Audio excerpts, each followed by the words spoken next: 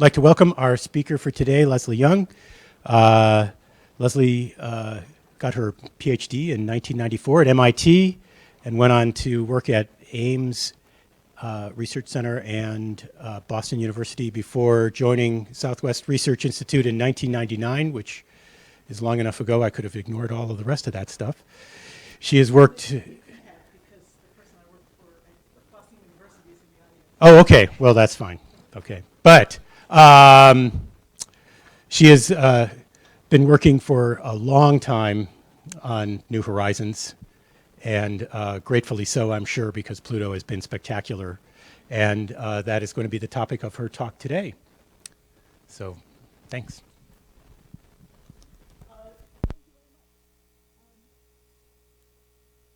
Better? Hello? Hello. Okay, great.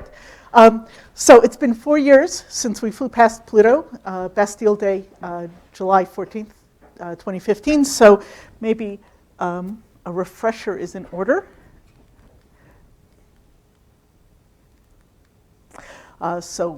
Pluto is size of a pup tent, 2.1 meters, so that's a little bit taller than me.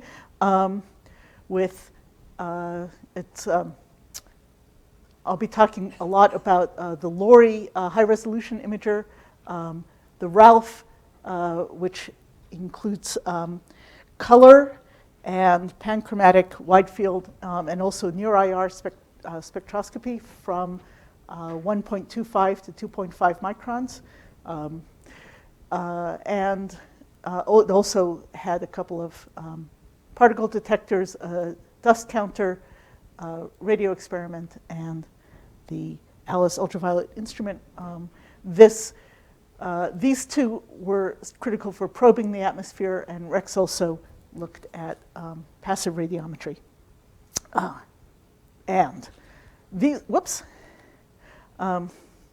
These days, the in situ detectors are doing yeoman's work, as we are the only plasma detector between Mars and the heliopause. So as we truck along,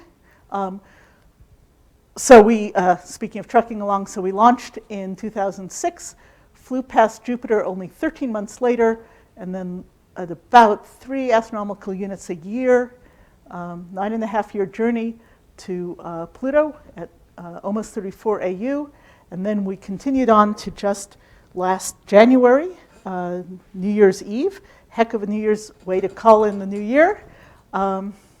Flew past 2014 MU69, which we nicknamed Ultima Thule, which is an ancient term meaning beyond the known world.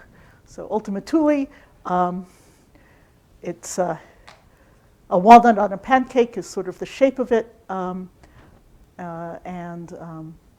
got this monkey bread sort of made up of little parts, definitely a contact binary, putting it in context with other small bodies that have been flown by. But I'm not going to talk about Ultima Thule because, well, this is Ultima Thule in scale with some of the edge of the Sputnik Planitia ice sheet on Pluto. So Pluto's a lot more fun. So I'm going to talk about Pluto. And let me say that feel free to interrupt. Sometimes I give talks where I stuff it full with 80 slides for a 60-minute talk. I did not stuff it full today, so please feel free to interrupt with questions. So, Schenk et al., 2018, we have new global base maps of Pluto. This is essentially the I over F, the reflected light of Pluto. The equator running through here. We did not image directly the parts that had no sunlight on it. This part here, we actually were able to image. Because of that haze, we could see some of Pluto's surface in reflected haze light. And that let us pick up actually even stereo in this part here. This bright area is the the famous The Heart on Pluto, I Love Pluto. And when you start seeing it close up, they look very different. These are high pitted methane-rich terrains. This is the famous bladed terrain. It looks sort of like shark skin with nitrogen hidden down in between the high blades. This is Sputnik Planitia, which is nitrogen and methane-rich, the deep basin of Pluto. Along the equator, you have the dark areas. This is Elliott Crater here, named for Jim Elliott and Virgil Fosse. So the Eye of Cthulhu, looking down on all his ex-students. This is the largest feature on Pluto, this huge north-south region, and it still doesn't have a name. Cthulhu, this dark area, and other dark macula, and these upper areas are various amounts of methane and nitrogen, and I'll show that in a bit. So the encounter hemisphere was this part here. So going to an orthographic view, this shows the base map with Sputnik Planitia, and to orient you, Elliott Crater. This is Burney Crater for Venetia Burney, who named Pluto as a school kid in England. And so I'll be talking a lot about Sputnik Planitia and about these areas right around here. So, Sputnik Planitia. You can see flows coming in from the edge. So when you look close, you see these swirly mixes of dark material coming in. Some of it over here too. Inside, you get these convection cells. So you model how deep Sputnik has to be in order to make convection cells, and you get something like 5 kilometers deep. This is about 2,000 kilometers this way, about 1,000 kilometers this way. Covers about 11% of the surface. So this is a huge reservoir of nitrogen. Before we flew past Pluto, we had a hint, very, very strong hint, that this area was bright, that it had concentrations of nitrogen and carbon monoxide. But we had no clue that you had this very large reservoir of nitrogen near the equator. So this is the equator here. It goes up 30 degrees to about 50 degrees. And goes down not quite to 30 degrees south. The LISA, so LISA was part of the Ralph instrument. It was our infrared spectrometer. Schmidt et al. So there were two important analyses of the spectra of Pluto, one by Bernard Schmidt, led by Bernard Schmidt, one led by Sylvia Protopapa. And they had different approaches. What Sylvia did was a pixel by pixel Hapke modeling, and I'll show an example of her Hapke modeling in one of the later slides. What Bernard Schmidt did was he started off with the principal component analysis to identify what combinations of the spectra gave you most of the signal, and that helped him denoise the spectra. Once he had the denoise spectra, he pulled out spectral indices. So the water is based on the ratio of two wavelengths, and for the methane, it's various band depths, and the same with the nitrogen, but you have to pull out a slope because you'll see the nitrogen is on the edge of a methane absorption. So what I'm showing here, because it is higher spatial resolution, and also because it's available in the planetary data system, is Bernard Schmidt's extraction. And when I get to the third slide, maybe I'll ask for lights down because it's a little beautiful. So I'm showing the water in red. some interesting spots here that in the visible don't look at all remarkable, but heavily red. Red around the edge of the macula. Methane, a lot of methane everywhere, except maybe we can lower the lights now already, I think, because there's some good detail.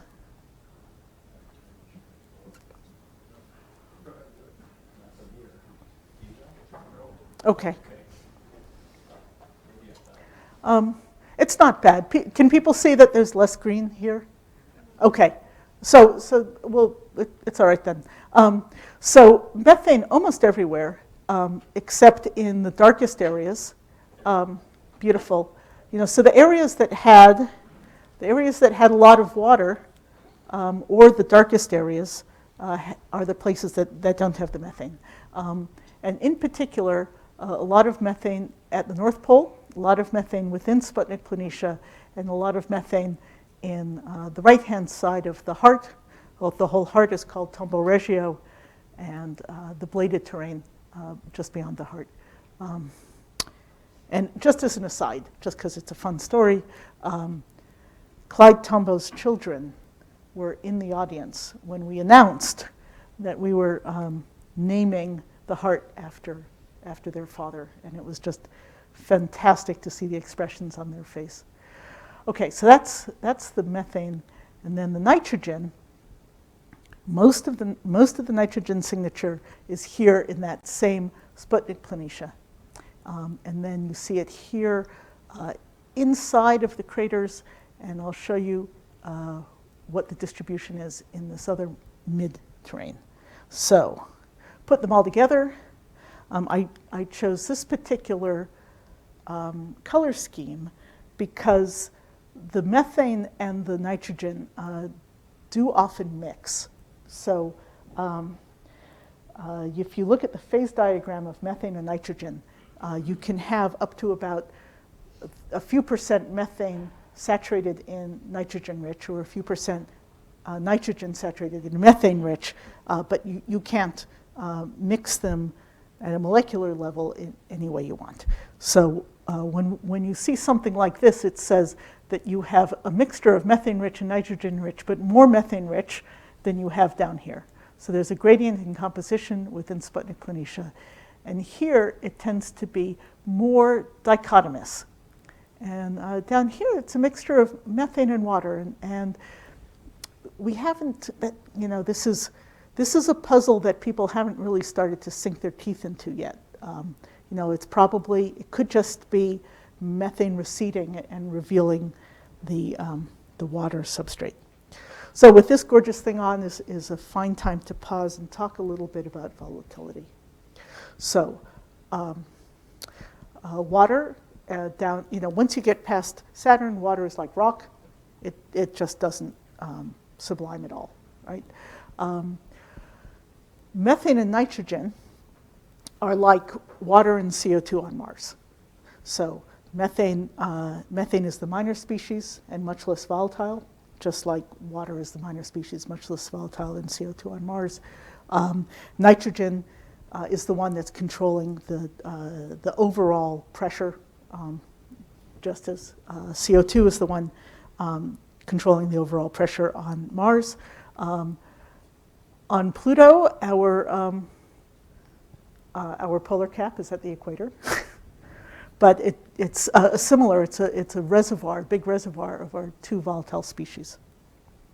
So and it's deep. So this is about -5 to 5 kilometer evolution change. So that's a big change, right? It means you have Rocky Mountain-sized mountains on something the size of the continental United States, right? So Pluto is about a diameter of about 2,400 kilometers. This is the deep basin, very flat on the inside. So why is the big reservoir here in the basin? It had been a crater, right? We think that it's 5 kilometers deep, 7 kilometers deep, and it's filled up to about 2 kilometers of the rim. The mountains around it are running about 2 kilometers above the Sputnik Basin. Okay, so it's because the atmosphere is mostly nitrogen, and you have the frozen nitrogen on the surface. And so the surface and the atmosphere are in this vapor pressure equilibrium. Normally, if you just had a cue ball, you would say you have a certain pressure gives you a certain frost point. That's the temperature everywhere. If you had a place which was getting less sun, you get net condensation there that raises the temperature of that ice and makes the pressures across the surface more or less isobaric. If you didn't have that happening, you would have huge pressure gradients, which would lead to unsustainable winds. But what happens when you have a big hole? Well, if you have a hole, you go down, the pressure at the bottom of the hole is higher, so the equilibrium temperature is higher, and that means that when you calculate your insolation and your energy balance, it is easier to be colder than that frost temperature than if you were at a high altitude. So if you're colder, then you have to make up for it by having the deposition. So if you have a 5 kilometer deep hole, that's where the nitrogen is going to want to flow, and it takes about 6 or 10 million years to fill up a basin the size of Sputnik Planitia. And that was modeled, for example, in Bertrand and Fourget, 2016, where they showed it did not take long to fill up. In this case, they had a circular Sputnik Planitia, but the principle is the same. And based on the circular Sputnik Planitia, they predicted what Pluto's pressure would look like. Okay, and here's a few interesting things. So right now, in Pluto's current orbit, I'm sorry, the microphone sounded like it got weird for just a sec. Am I good? Okay. Right now, Pluto has equinox at perihelion, and of course at aphelion too, so it moves very quickly, of course, through perihelion. So the solstices are just a few decades on either side.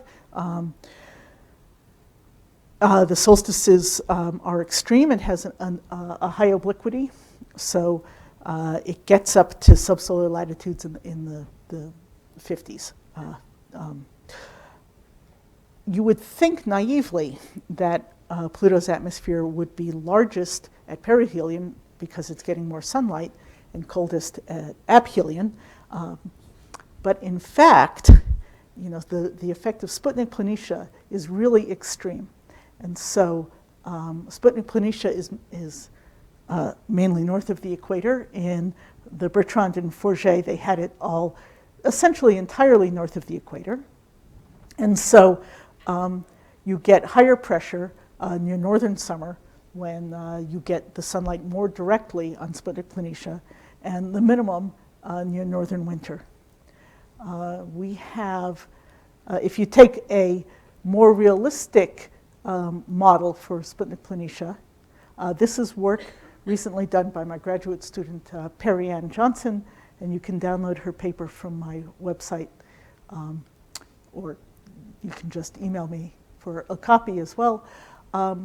What she did was she took a distribution of nitrogen, and she used several different distributions. This is the one where if you only have it in Sputnik Planitia, you calculate the insolation over a year, and then you choose a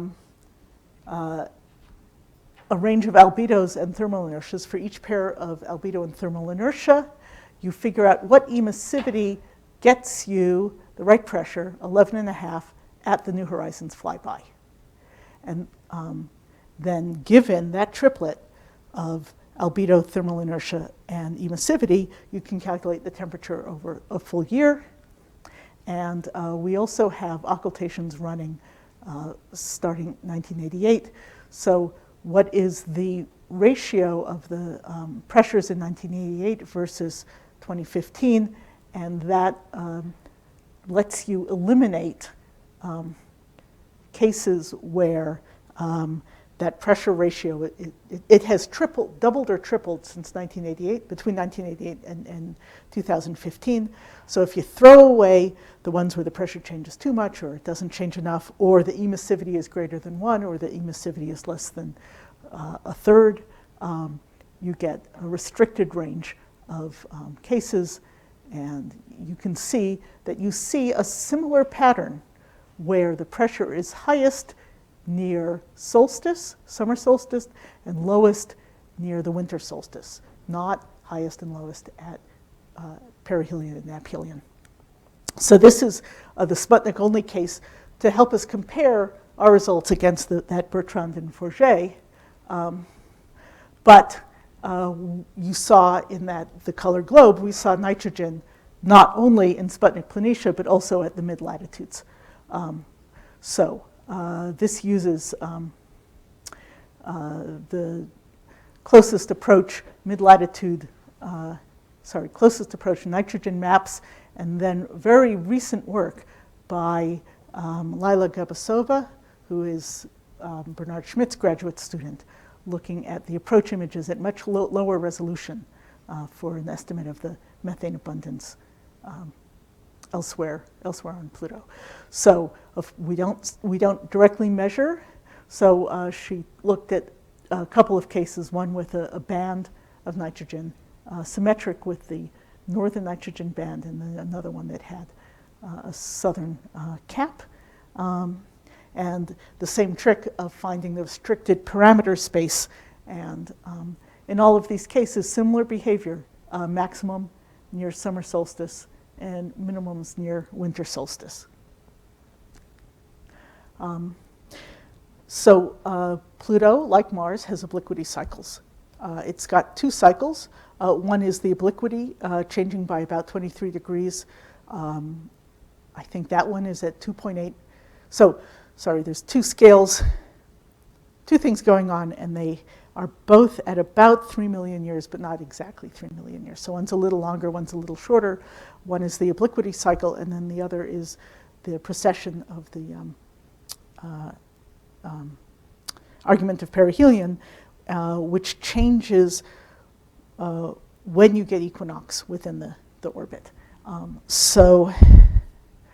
9 million years ago, you had summer solstice at perihelion, and so you get a double whammy. Not only is Sputnik Planitia, which is mainly in the northern hemisphere, getting direct sunlight, but it's close to the sun, obviously at perihelion.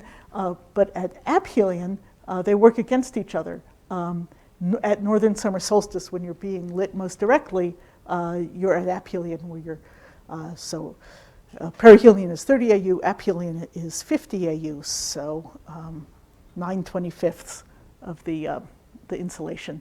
So 2.4 million years ago, the pressures hardly changed over the course of a year. So for the rest of the talk, I'm going to be concentrating on what Pluto looks like over the current year. So a 3 million year time scale, you might say, consider Pluto's current orbit is lasting, say, about 100,000 years. It's 4 Pluto orbits per 1,000 year. So 400, say the last 400 Pluto orbits.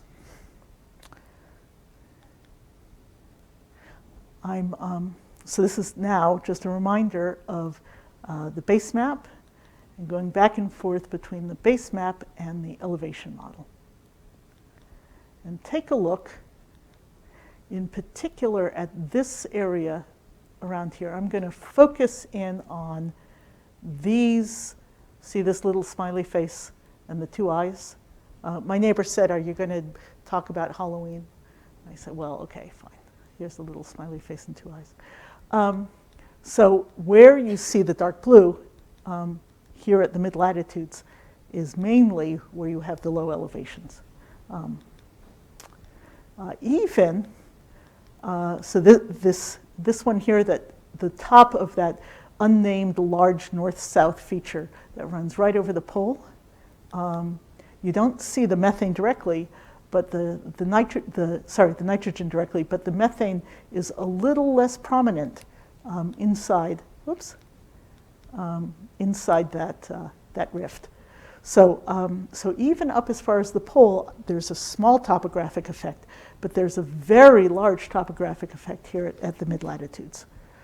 And now I will zoom in on this part. So here's that, mouth and two eyes. Let's see, can we get the lights down again, please?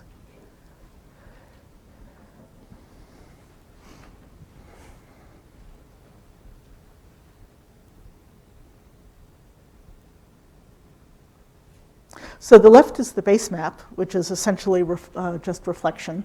A few things to notice. The bottoms are very smooth.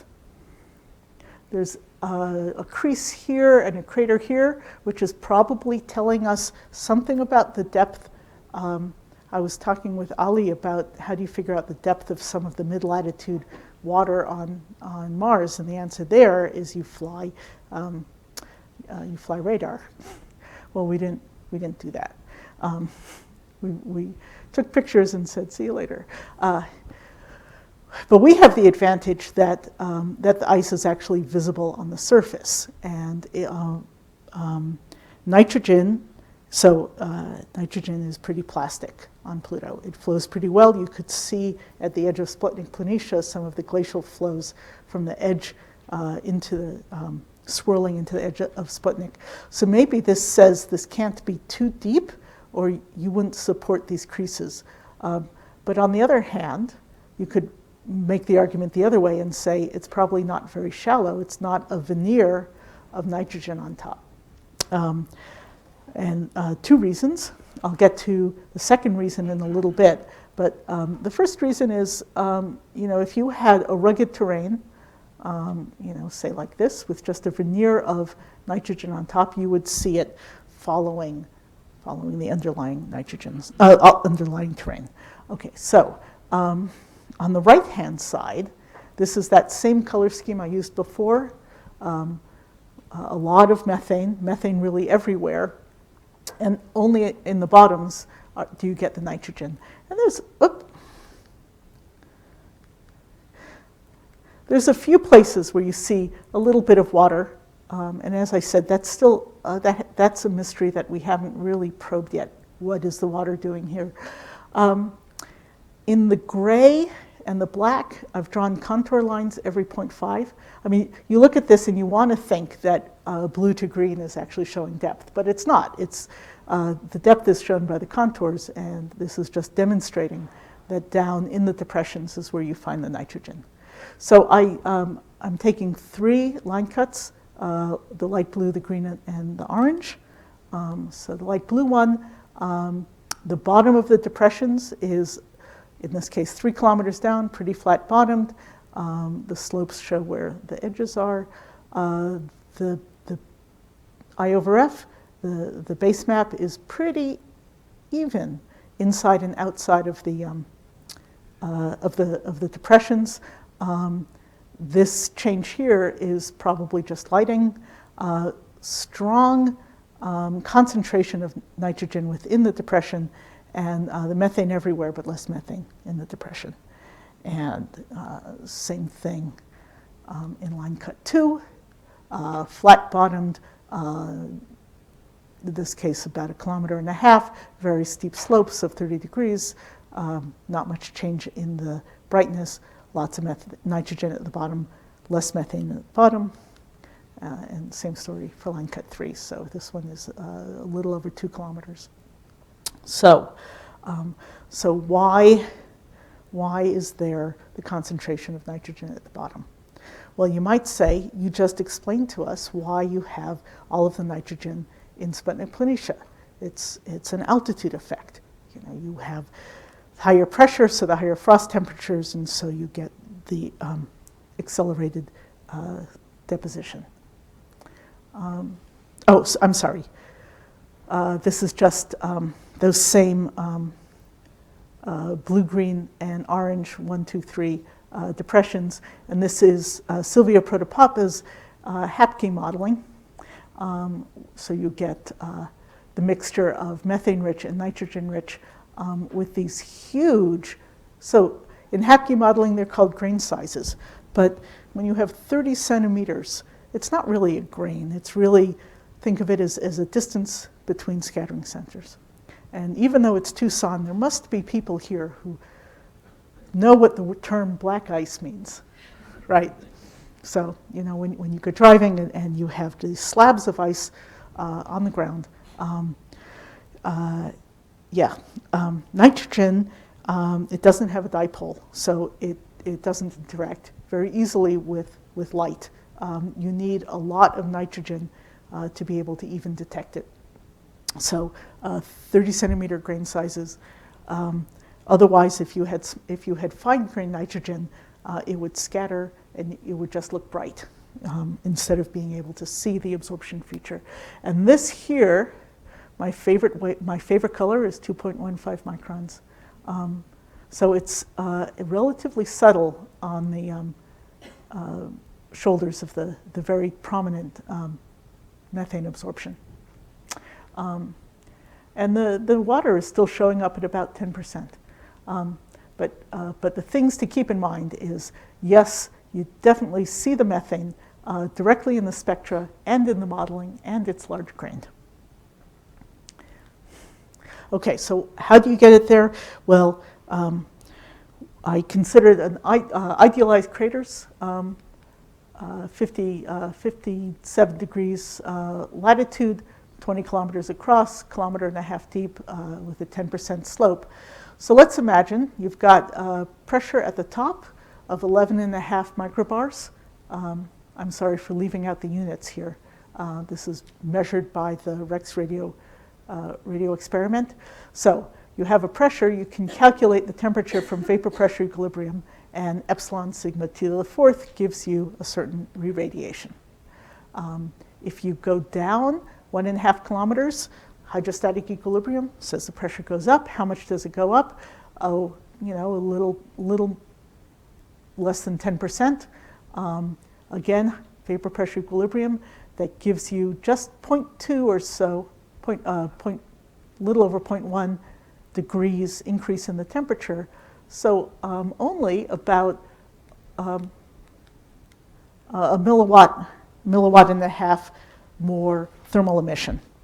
So you're emitting more. You have to balance that with condensation. Latent heat times the rate of condensation has to make up for this 1.5 milliwatts per meter squared. So that's about a centimeter per Pluto year. Bah! Right, what good does that do you, right? Because a centimeter a Pluto year, the nitrogen has to be 30 centimeters to even see it. So this is not just a seasonal effect, right? You can't say, oh, you get seasonally more nitrogen at the bottom and the nitrogen at the top leaves sooner, and this is the nitrogen that just hasn't left yet. So we now have 3 reasons why we think that the nitrogen at the bottom of those depressions is thick. One is, well, it's smooth, it looks thick, it doesn't look like a veneer. Second, it has to be thick or you wouldn't even see it. And third, the effect of putting nitrogen in the depressions is not enough to do it just in one season. Shadowing helps a little bit. It's excessive to, it's time consuming to calculate the shadowing as Pluto rotates and the subsolar latitudes move. It's kind of pretty to look at the movies of it, but it adds another, on top of the 5 centimeters, maybe another 2 centimeters. If you say, okay, not just the base, but what if the slopes are also a feeding zone, maybe it can go up to 8 centimeters a year. But then in that case, you would have to figure out the time scale for it to slide down the side. So probably about an extra 7 centimeters per Pluto year because of the depressions.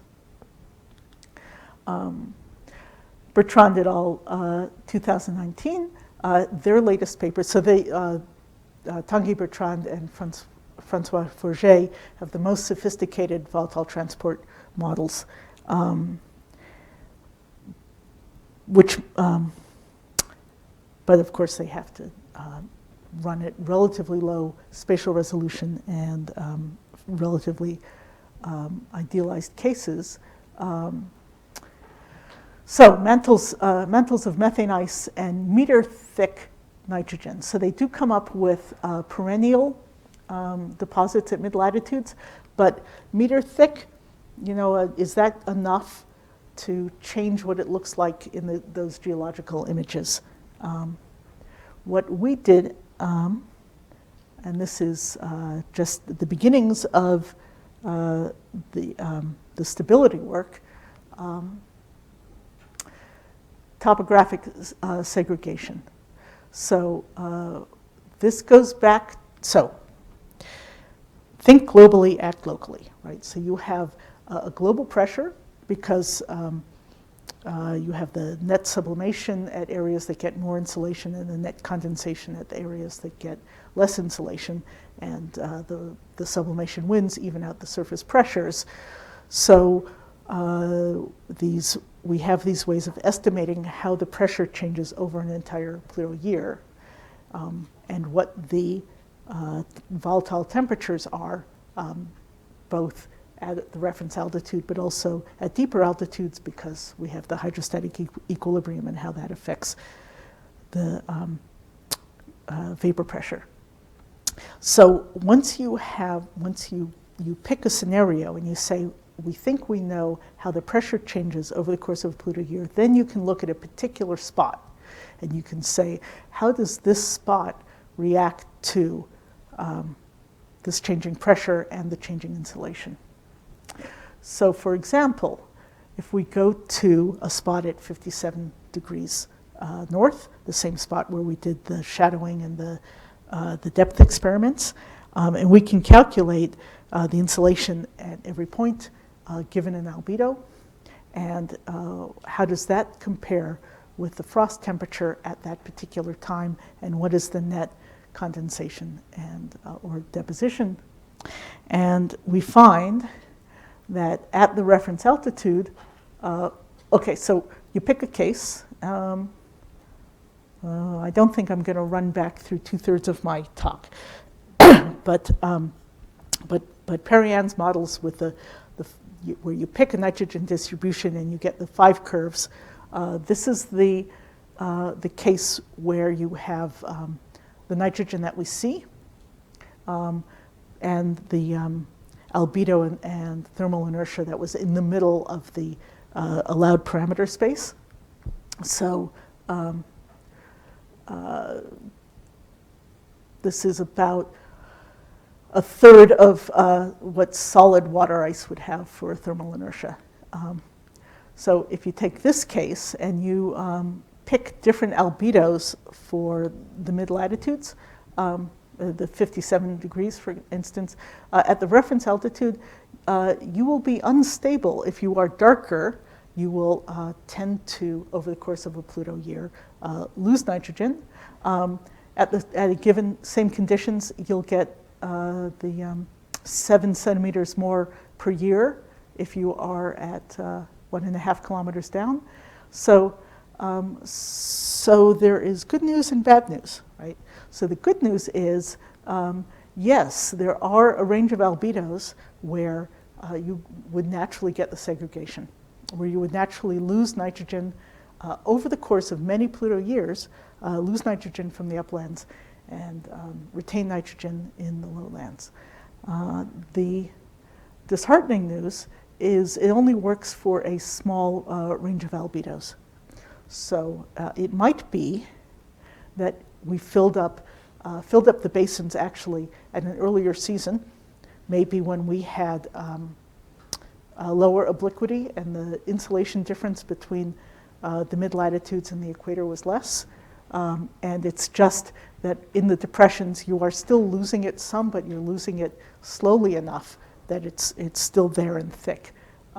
Or there may be other wrinkles in this problem. But if you say that the methane in the basins at the mid-latitudes are perennial, are there year after year, then yes, you can explain the segregation by using the altitude control of the equilibrium temperature. So I am running pretty early. I'm going to finish by pointing you to resources. If you are fascinated with Pluto and want to do more, feel free to email me. We're putting out a space science series book on Pluto, and basically the last chapters are coming in, chapters are out for review. Maybe some of you in the audience are actually reviewers, in which case thank you for your service, and probably will go into production in the spring. I've been asked to write a Springer brief, which is a very short book, only about 100 pages. So my attitude is this is a handbook for people that don't yet know that they love Pluto. So if you have thoughts about the kind of thing that you would like to see in such a handbook, feel free to talk to me.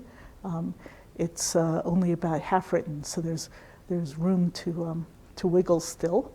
The products that I showed you are all in the planetary data system, with the exception of Lila's far side composition maps. That's brand new, on the verge of getting submitted. And if you go to the small bodies node, you can find them here. I hear that this talk is being streamed and recorded, so you can take a look and see what these file names are at your leisure, and then be able to find them more easily on the small bodies node. And I will end there. And thank you very much.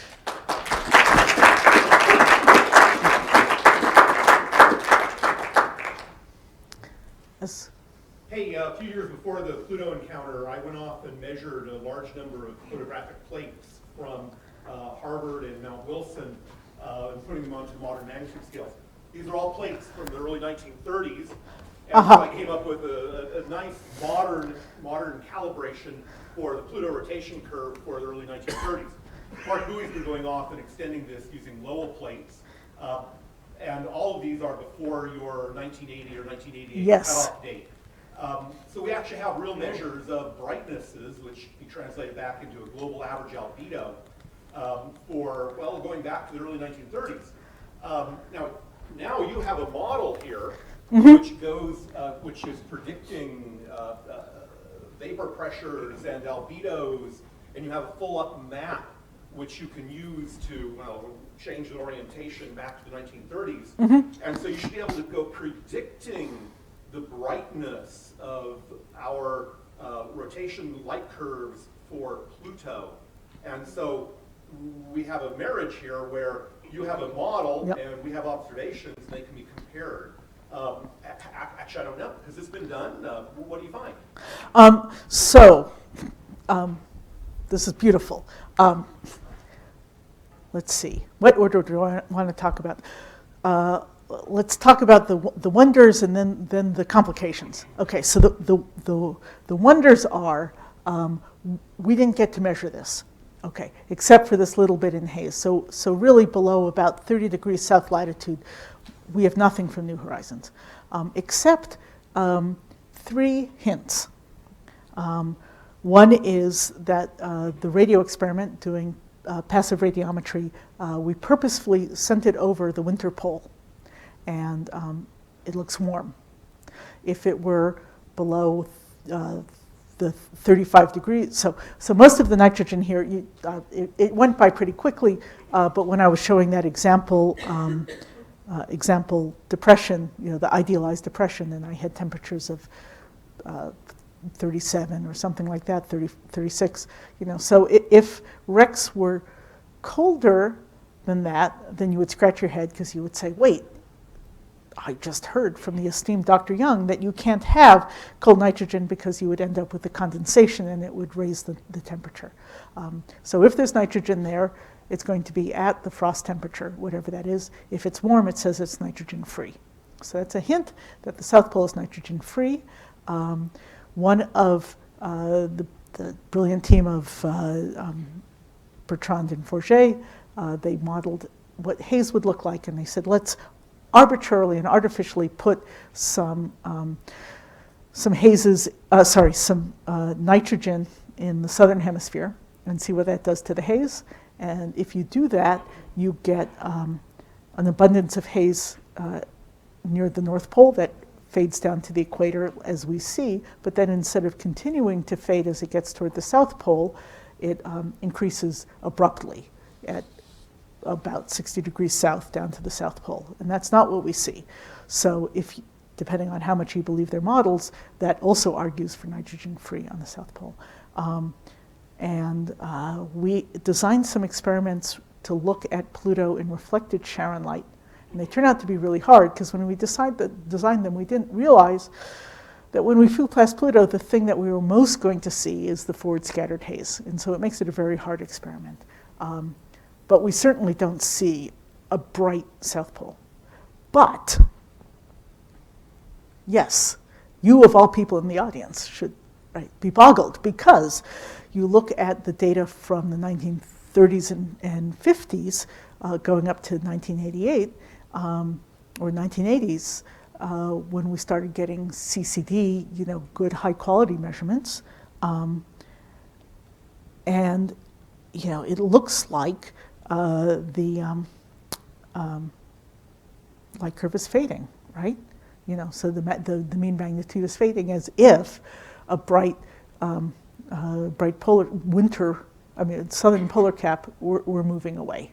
Okay, so first of all, we have a mystery. How do we reconcile the otherwise self-consistent hints from the time of the flyby with this historical data from 1930s and 50s? So that's going to be a great puzzle. And the other thing is, so this is a mixture of nitrogen and methane. I showed you here. Where's our little smiley face with the two eyes? Somewhere up here.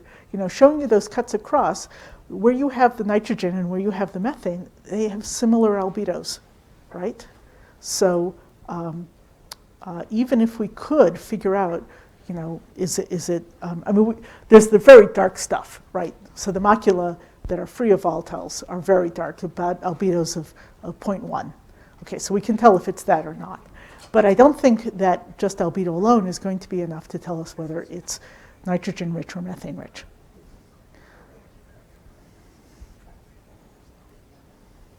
Roger. So you started out with this great image of all the haze in the atmosphere, which is a really interesting story. But I'm thinking, is there any evidence that the haze modifies the albedo of the surface? If not, how come? Thank you very much, because now I get to advertise my student.